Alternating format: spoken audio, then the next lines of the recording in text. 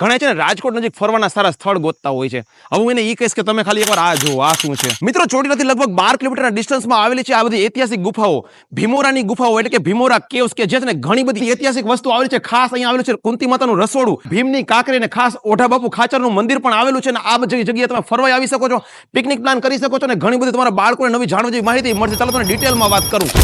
આકારનો પથ્થર છે રિક્ષા, એને રિક્ષા કહે છે. હા, કૌરવો અને પાંડવોમાં પાંડવોને હાર થઈ અને નક્કી થયું કે એમણે વનવાસ ભોગવવાનો છેલ્લું વર્ષ ગુપ્તવાસ, એટલે એ છેલ્લું વર્ષ છે એમણે આ વિસ્તારમાં પસાર કર્યું. પાંચાલ વિસ્તાર કહેવાય.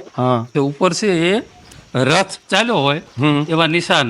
બીજા નંબરમાં આગળ એક ભીમ કાંકરી છે. આપણા માટે બહુ મોટી શિલા છે, તો ભીમ માટે એના હાથમાં પકડીને લાવેલો. અહીંયા રસોડું છે, એમણે રાંધવું હતું તો ભીમને કહ્યું કુંતા માતાએ કે રસોઈ કરવી છે પણ પાણી, એટલે અત્યારે તો એ વાવ નથી પણ પેલો પીપળો રહ્યો ત્યાં વર્ષો પહેલા એવું કહેવાય છે કે ભીમે એક પાટું મારી અને પાણી કાઢ્યું. વર્ષોથી આ બધું આની હાલતમાં છે. અહીંથી 500 ગ્રામનો પથ્થર નીચે ખરે એવું બન્યું નથી ક્યારેય. રિયલમાં એવું કહેવાય છે કે એક ભોંયરું છે અને એ જુનાગઢ સુધી નીકળે. રાજાશાહી વખતે ભીમોરા એક ગઢ હતો, દરબાર ઓઢા ખાચર થઈ ગયા. અહીંયા એક અત્યારે એક એમનું મંદિર છે.